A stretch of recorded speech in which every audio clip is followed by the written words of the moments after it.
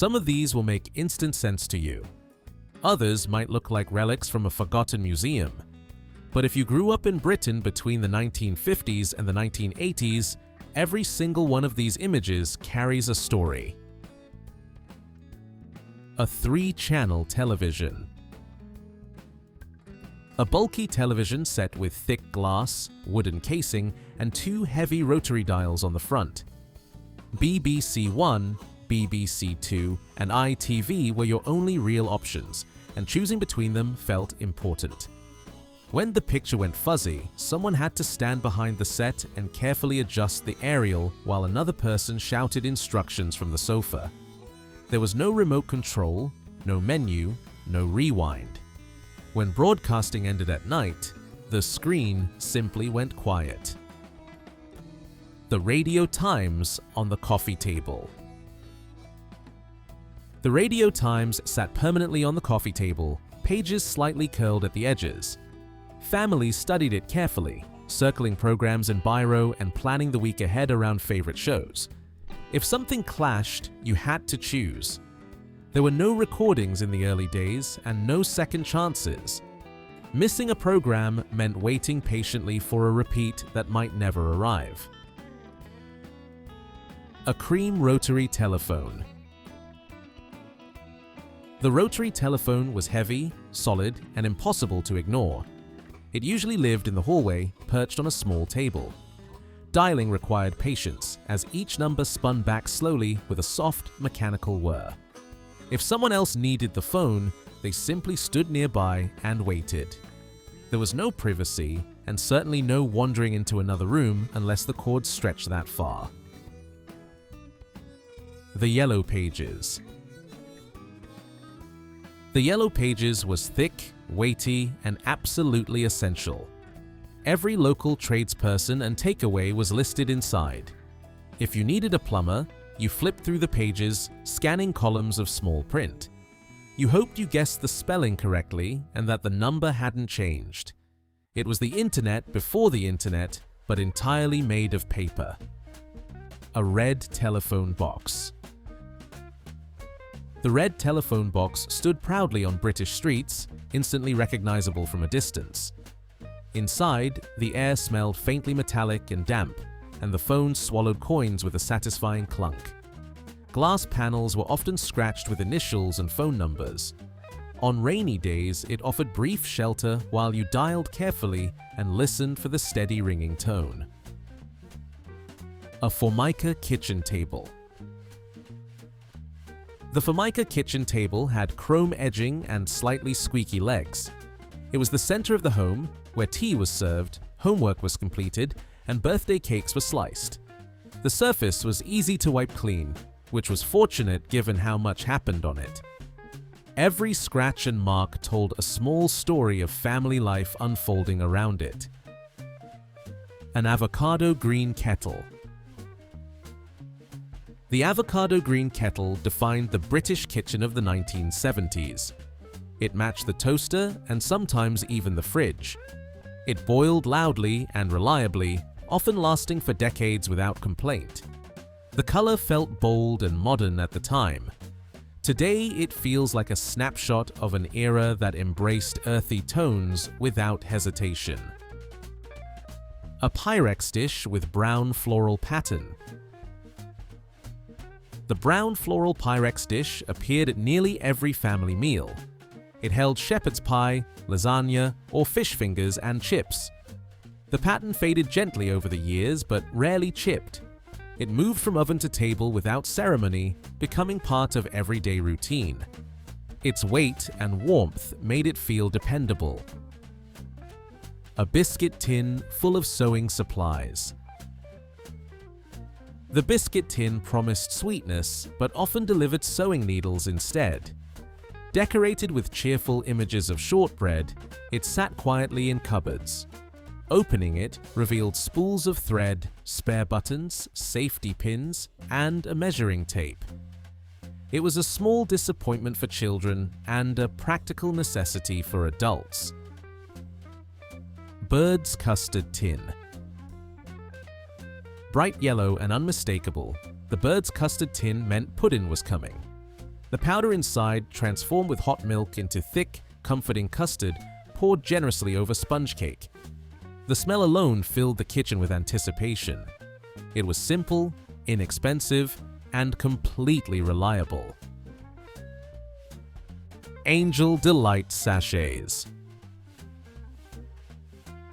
Angel Delight arrived in colorful sachets, usually strawberry or butterscotch.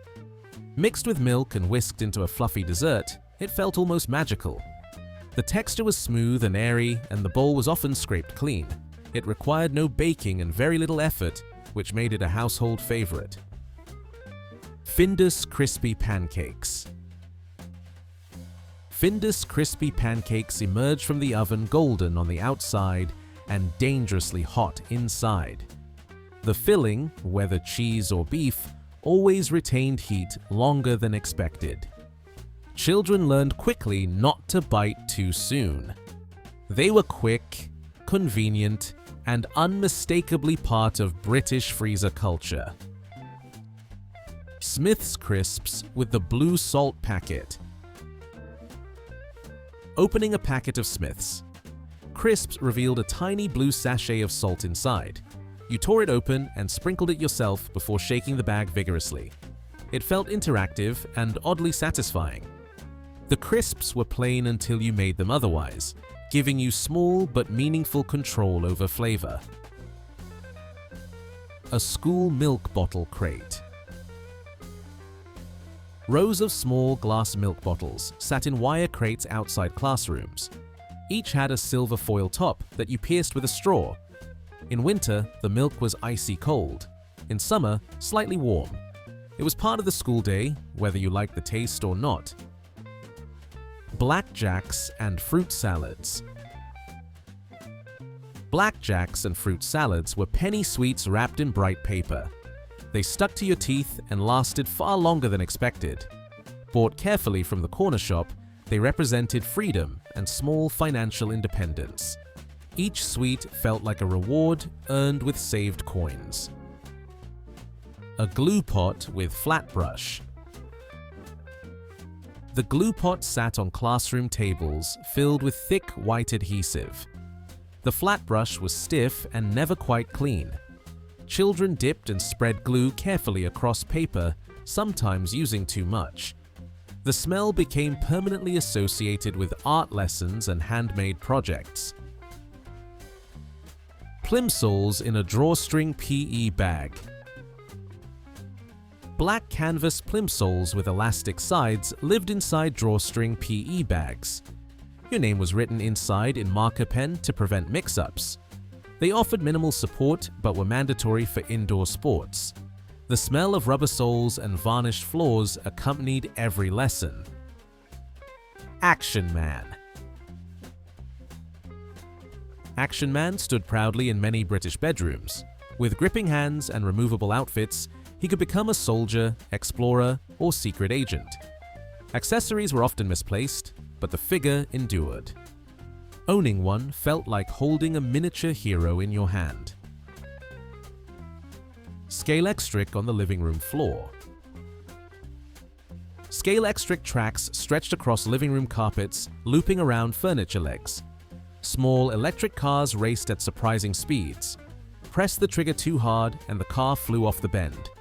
It required focus, patience, and occasionally crawling under the sofa to retrieve lost pieces. A spirograph set. The spirograph set consisted of plastic gears and colored pens. Children placed the gears carefully and traced patterns in patient circles. The designs were intricate and hypnotic when successful. One slip of the pen could ruin the symmetry, teaching precision without realizing it. A chopper bike. The chopper bike was bold and unmistakable, with high handlebars and a long padded seat. Riding one down the street felt like pure confidence. It stood out among ordinary bicycles, marking its owner as stylish and modern. The chunky frame made it instantly recognizable.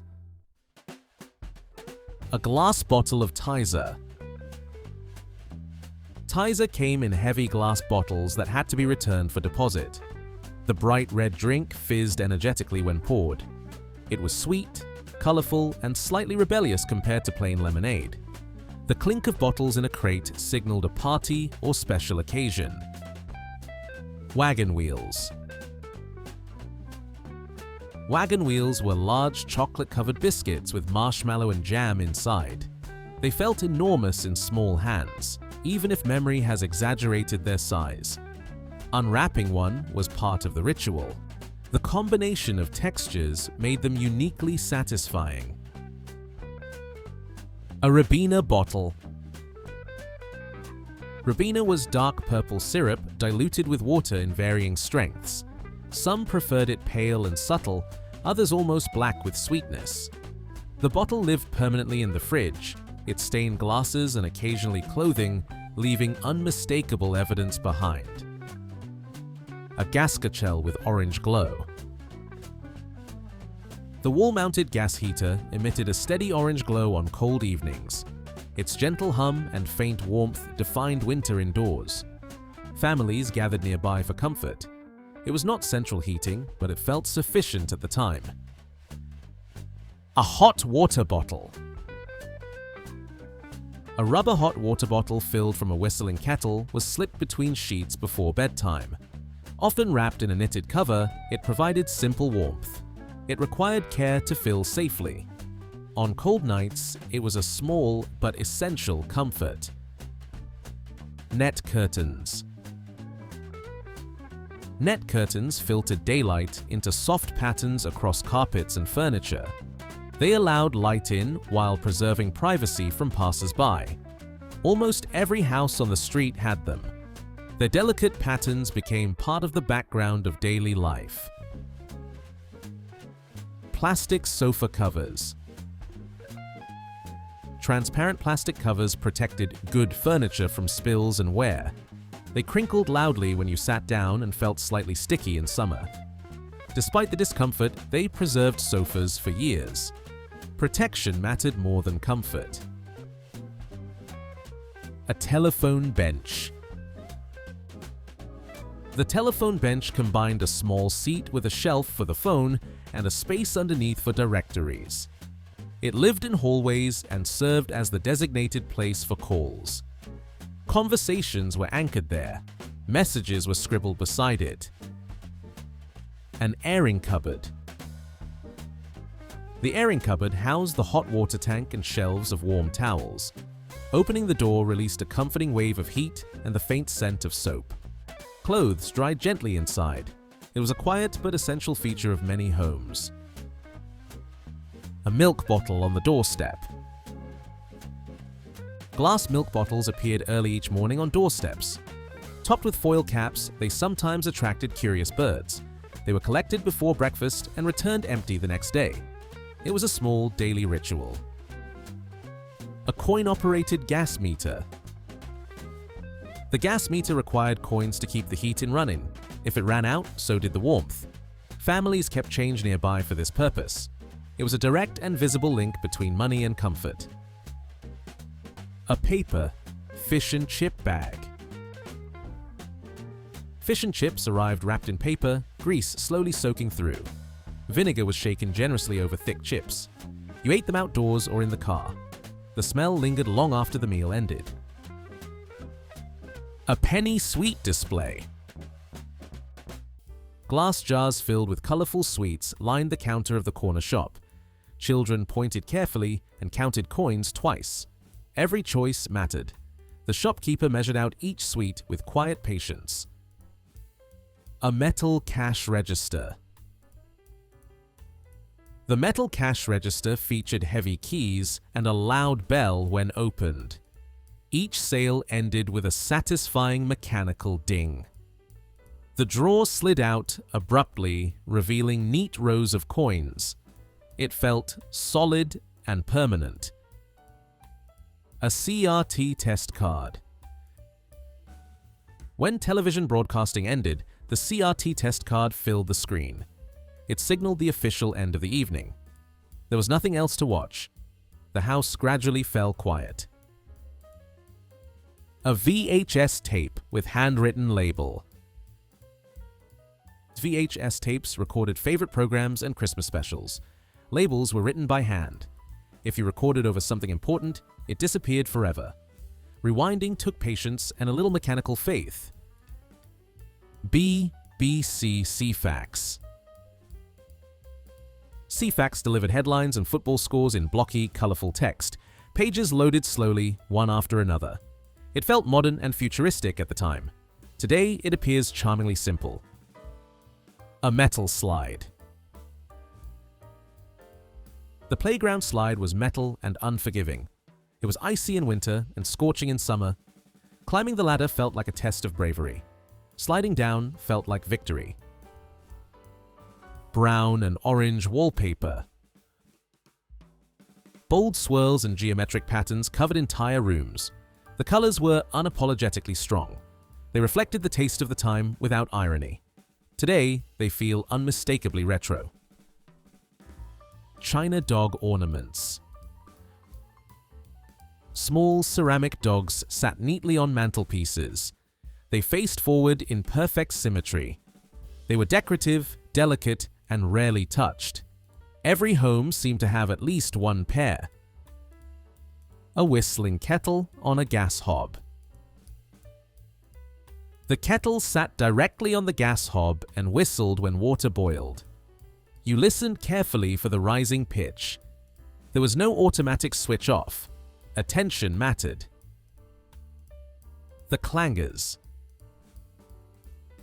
The clangers appeared on television, speaking in gentle whistles. Their knitted world felt quiet and safe. Afternoon viewing was slow and unhurried. It was television without urgency. A blue Peter badge. The blue Peter badge was small, plastic, and deeply meaningful. Earning one felt like national recognition. It was worn proudly. It symbolized creativity and participation. The Generation Game. Saturday nights often meant watching the Generation Game with family. The conveyor belt of prizes created excitement and laughter. It was shared entertainment in its purest form. Everyone watched together. Top of the Pops. Top of the Pops brought live music into British living rooms. Bright lights, smoke machines, and pop stars filled the screen. It defined chart culture. Missing it meant waiting another week. A family around. One television. One television in the house meant shared viewing. There were no personal screens. Families sat side by side. Programs were experienced collectively. A Woolworths pick and mix counter. Paper bag in hand, you chose sweets carefully from large trays. Each selection was weighed and priced. The decision felt serious. Woolworths made it an event. A brown school dinner tray. School dinner trays had compartments filled with mash, peas, and gravy. The texture of the food was unforgettable. You carried it carefully across the hall. It was part of growing up. A metal lunchbox with TV characters. Metal lunchboxes featured favorite television characters. The edges became scratched with use. Inside sat sandwiches and a small treat. It traveled faithfully to school each day. A soda stream machine. The soda stream turned tap water into fizzy drinks at home. Pumping the handle felt powerful. Flavor syrups were added carefully. It brought novelty into the kitchen. An electric blanket controller.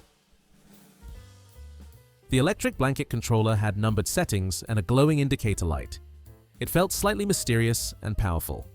It warmed beds before sleep. Comfort required a dial. A black and white portable TV. Small and boxy, the black and white portable TV moved from room to room. The screen was tiny but captivating. It allowed flexibility without color. It still felt modern. A Bakelite light switch. The Bakelite light switch made a firm, satisfying click. It was solid and slightly warm. Pressing it felt deliberate. It belonged to an earlier design era. Colored Christmas tree lights. Large colored bulbs glowed warmly on Christmas trees. They felt heavier than modern lights. The colors were bold and bright. Untangling them was part of the ritual. A tin of Quality Street. Quality Street tins appeared at Christmas, lids lifted carefully. Foil wrappers crinkled loudly. Favorites were claimed quickly. The tin lingered long after the chocolates were gone. A paper round bag. A heavy canvas bag filled with newspapers hung over your shoulder. Early mornings felt cold and quiet. Delivering papers required discipline. It was many children's first job. A Raleigh Burner BMX. The Raleigh Burner BMX leaned confidently against brick walls. It symbolized 1980s cool. Muddy tires told stories of adventure. It was both transport and identity. A Polaroid camera. The Polaroid camera produced instant photographs. The image developed slowly in your hands. You shook it gently, though it didn't help. It felt magical. A vinyl record player. The needle lowered carefully onto spinning vinyl. A soft crackle preceded the music. Albums were played from beginning to end. Listening required attention. A cassette tape with pencil through the spool. When cassette tape tangled, a pencil was inserted to rewind it manually. It was a practical solution to a common problem. Music felt fragile yet personal. Patience was required. Encyclopedia Britannica volumes. Heavy encyclopedia volumes lined bookshelves. Research meant flipping pages carefully. Knowledge was physical and weighty. It required effort to find answers. A lava lamp. The lava lamp glowed softly as blobs of wax rose and fell slowly. It was hypnotic and decorative. It belonged firmly to the 1970s. Watching it felt oddly calming. A school satchel with buckles. Brown leather satchels carried books and homework. The buckles clicked securely shut. They lasted for years. They grew worn but dependable. A space hopper. The bright orange space hopper bounced along pavements. Holding the handles tightly was essential. It was chaotic fun. Balance was rarely perfect. A tin bath in front of the fire. In colder homes, a tin bath was placed in front of the fire and filled manually. Bath time required preparation. It was practical rather than luxurious. Warmth came from effort. A Sunday roast carved at the table. A Sunday roast was carved at the table in the center of the dining room. Steam rose from potatoes and vegetables. The carving knife moved carefully. It was ritual and routine combined. If these images feel familiar, you did not just see them, you lived with them.